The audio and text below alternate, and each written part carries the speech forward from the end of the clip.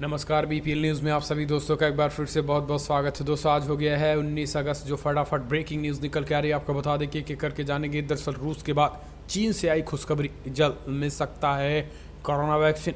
इसके बारे में आपको बताएंगे। इस बीच आपको बता दें कि बिग अपडेट, तुर्की राष्ट्रपति की पत्नी से आमिर खान की मुलाकात के बाद देश भर में भाजपाइयों में मचा हड़कंप।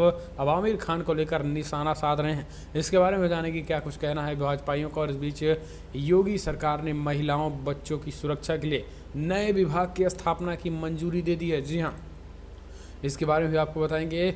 और इस बीच बनारस मढ़ुआडीह रेलवे स्टेशन का नाम बदलने पर गृह मंत्रालय ने मंजूरी, इसके बारे में आपको बताएंगे। और इस बीच योगी सरकार के खिलाफ उनके ही बीजेपी के ब्राह्मण विधायकों ने खोला मोर्चा। जी हाँ, जाने कि क्या कुछ सवाल खड़े किए हैं योगी सरकार से। बीजेपी में फूट मस्ती नजर आ रही है, इसके बारे में आपको बताएंगे। इस बीच सब कुछ खबरें एक एक करके जानेंगे, जहां पर जल्द ही होने जा रहा है ताज का दीदार, आगरा किला भी खुलेगा, सब कुछ जाने के। लेकिन उससे पहले छोटा सा निवेदन, अगर आपने चैनल को अभी तक सब्सक्राइब नहीं किया तो प्लीज़ सब्सक्राइब के लाल बटन दबाकर चैनल को सब्सक्राइब करें। और अगर आप भी मानते हैं कि 2022 में किसकी सरकार बनने वाली, कमेंट के माध्यम से अपनी राय देना ना भूलें। अखिलेश या फिर योगी, कमेंट के माध्यम से अपनी राय दें। चलते हैं खबर विस्तार से लेते। दरअसल पहली बड़ी अपडेट, रूस के बाद चीन से आई खुशखबरी, जल्द मिल सकती है कोरोना वैक्सीन। कोरोना महामारी से निपटने के लिए पूरी दुनिया कोरोना वैक्सीन का बेसब्री से इंतजार कर रही है। वैक्सीन बनाने को लेकर दुनिया के कई देशों के बीच एक तरह से रेस चल रही है। इस रेस में रूस, अमेरिका, ब्रिटेन और चीन सबसे आगे है। इस बीच रूस के बाद अब चीन की पहली कोरोना वैक्सीन को भी मंजूरी मिल गई है। पीपल्स डेली रिपोर्ट के अनुसार चीन की वैक्सीन को पेटेंट मिल गया है। ऐसे में माना जा रहा है कि रूस के बाद चीन ने कोरोना की वैक्सीन बना ली है। हम चलते हैं अगली अपडेट, आपको बता दें कि समाजवादी पार्टी ने योगी सरकार और बीजेपी पर बोला हमला। कहा भगवान परशुराम की मूर्ति लगाए जाने का बीजेपी आपत्ति कैसे कर सकती है, भगवान विष्णु के ही हैं अवतार, भाजपा को क्या है दिक्कत। दरअसल समाजवादी पार्टी के मुखिया यूपी के पूर्व मुख्यमंत्री अखिलेश यादव ने भगवान परशुराम की मूर्ति लगाए जाने को लेकर भाजपा द्वारा की जा रही आपत्तियों पर प्रहार करते हुए रविवार को कहा है कि भगवान विष्णु के सभी अवतार हमारे हैं, तो इसमें भाजपा को क्या परेशानी है। अखिलेश ने कन्नौज में कहा है कि भगवान सभी के हैं, विष्णु के सभी अवतार, चाहे वो राम कृष्ण भगवान हो या फिर परशुराम भी भगवान के ही वंशज हैं और सभी के भगवान हैं। और इन सभी हम भी इनको पूछते हैं, सभी पूछते हैं, और इससे भाजपाइयों की क्या दिक्कत हो सकती है। भाजपा सिर्फ उसी के हैं, क्या भगवान सिर्फ भाजपा की हैं। और इसे लेकर अखिलेश यादव ने योगी सरकार पर और बीजेपी पर हमला बोला है। आपको बता दें कि कहीं भगवान परशुराम की मूर्ति बनाए जाने को लेकर विवादों के बीच बीजेपी ने समाजवादी पार्टी पर राजनीति करने का आरोप लगाया था, और इसी को लेकर अखिलेश यादव ने जवाब दिया। हम चलते हैं अगली अपडेट, तुर्की राष्ट्रपति की पत्नी से आमिर खान की मुलाकात के बाद देश में मचा हड़कंप, बीजेपी कांग्रेस आमने सामने। दरअसल फिल्म अभिनेता आमिर खान का सोशल मीडिया पर एक तस्वीर वायरल हो रही है, जिसमें वो तुर्की के राष्ट्रपति एर्दोवान उनकी पत्नी से मुलाकात कर रहे हैं। और जिसके बाद इस इमेज वायरल होने के बाद अब देश भर में बीजेपी के नेताओं ने आमिर खान पर हमला बोलना शुरू कर दिया। उनका कहना है कि एर्दोगान जो भारत के खिलाफ जहर उगलते हैं, उनकी पत्नी से इस तरीके से मुलाकात करना देश विरोधी है। यानी एक बार फिर से अब आमिर खान को भाजपाई देशद्रोही कहने में जुट गए हैं। उनका कहना है कि अगर तुर्की के सर्वे सर्वा जो भारत पे आंख उठाकर देखते हैं और भारत के खिलाफ वो दुनिया भर के स्टेज में नफरत फैलाने का काम करते हैं भारत के खिलाफ, ऐसे लोगों के साथ आमिर खान का मिलना ये कहीं ना कहीं देश विरोधी हरकत है।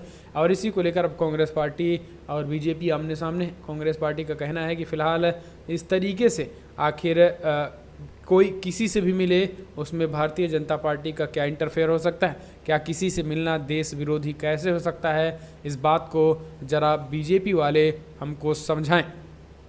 हम चलते हैं अगली अपडेट लेते हैं। आपको बता दें कि योगी ने महिलाओं बच्चों की सुरक्षा के लिए नए विभाग की स्थापना की मंजूरी दी। आपको बता दें कि यूपी के मुख्यमंत्री योगी आदित्यनाथ ने एक संपूर्ण महत्वपूर्ण फैसले में महिलाओं और बच्चों के खिलाफ अपराधों पर लगाम लगाने के लिए एक अलग विभाग की स्थापना की मंजूरी दी। मुख्यमंत्री कार्यालय ने ये बड़ा ऐलान करते हुए आधिकारिक ट्विटर हैंडल पर ये जानकारी दी। आपको बता दें कि हाल फिलहाल में महिलाओं पर अत्याचार को लेकर योगी सरकार घिरती नजर आई, जिसके बाद ये बड़ा फैसला लिया। हम चलते हैं अगली अपडेट लेते हैं। आपको बता दें कि गृह मंत्रालय ने यूपी में मडुवाडीह रेलवे स्टेशन का नाम बनारस करने की मंजूरी दी। आपको बता दें कि केंद्रीय गृह मंत्रालय ने यूपी में मडुवाडीह रेलवे स्टेशन का नाम बदलकर बनारस करने की मंजूरी दे दी है। ये जानकारी अधिकारियों ने सोमवार को दे दी है। यूपी सरकार ने वाराणसी जिले में रेलवे स्टेशन का नाम बदलने के लेकर आग्रह भेजा था। गृह मंत्रालय के एक अधिकारी ने बताया है कि मडुवाडीह रेलवे स्टेशन का नाम बदलकर बनारस करने के लिए अनापत्ति प्रमाण पत्र जारी किया गया। गृह मंत्रालय का नाम बदलने के लिए वर्तमान दिशा निर्देशों के मुताबिक संबंधित एजेंसियों से विचार विमर्श करते हैं। एक बड़ी अपडेट है। हम चलते हैं अगली अपडेट लेते हैं। आपको बता दें कि बीजेपी यूपी में जबरदस्त फूट, योगी सरकार के खिलाफ बीजेपी के ब्राह्मण विधायक ने खोला मोर्चा। दरअसल आपको बता दें कि अब बीजेपी में फूट मस्ती नजर आ रही। आपको बता दें कि यूपी में ब्राह्मण राजनीति पहले से ही उबाल पर है। सुल्तानपुर के भाजपा विधायक देवमणि द्विवेदी ने आगामी विधानसभा सत्र के लिए एक सवाल उठाकर अपनी ही पार्टी और योगी आदित्यनाथ सरकार को शर्मिंदा कर दिया। उन्होंने पिछले 3 वर्षों से मारे गए ब्राह्मणों की संख्या को लेकर सवाल किया है। 20 साल से शुरू हो रहे विधानसभा के सत्र के लिए विधायक ने रविवार को विधानसभा सचिवालय को अपनी अल्प सूची जारी की है। दरअसल आपको बता दें कि विधायक ने एक पत्र जारी किया है जिसमें योगी सरकार से सवाल किया है। आपको बता दें कि उस पत्र में लिखा गया है कि माननीय मुख्यमंत्री जी, हमें बताने की कृपा करें कि वर्तमान भाजपा सरकार के 3 साल से अधिक कार्यकाल में प्रदेश में कितने ब्राह्मणों की हत्या हुई, कितने हत्यारे पकड़े गए हैं, कितने हत्यारों को पुलिस सजा दिलवाने में कामयाब हुई, ब्राह्मणों की सुरक्षा के लिए आगे सरकार की रणनीति क्या है, क्या ऐसे में सरकार ब्राह्मणों को शस्त्र लाइसेंस देने में प्राथमिकता देगी, कितने ब्राह्मणों ने शस्त्र लाइसेंस के लिए अप्लाई किया है और उनमें कितने लाइसेंस जारी हुए। तो इस तरीके से सवाल पूछा गया है, जो कि अब विपक्षी पार्टियां कहीं ना कहीं इसको मुद्दा बनाकर योगी सरकार पर हमलावर हैं। उनका कहना है कि अब अपने ही विधायक को संभाल नहीं पा रहे हैं योगी सरकार। इस तरीके से कहीं ना कहीं बगावत और फूट मस्ती नजर आ रही है। हम चलते हैं अगली अपडेट। जल्द ही होगा ताज का दीदार, आगरा किला भी खुलेगा। दरअसल कोरोना वायरस संक्रमण के मामले न सिर्फ देश बल्कि यूपी में लगातार बढ़ते जा रहे हैं। हालांकि इस समय देश में अनलॉक 2.0 चल रहा है, लेकिन कोरोना के देखते हुए आगरा में ताजमहल और बाकी स्मारक को फिर से खोलने की तैयारी में जिला प्रशासन जुट गया है। आगरा के जिलाधिकारी प्रभु एन सिंह ने न्यूज़ 18 से बातचीत में बताया है कि पुरातत्व विभाग के साथ बैठक हुई थी। उन्होंने बताया है कि दूसरे चरण में ताजमहल और आगरा किला खोलने की तैयारी की जा रही है।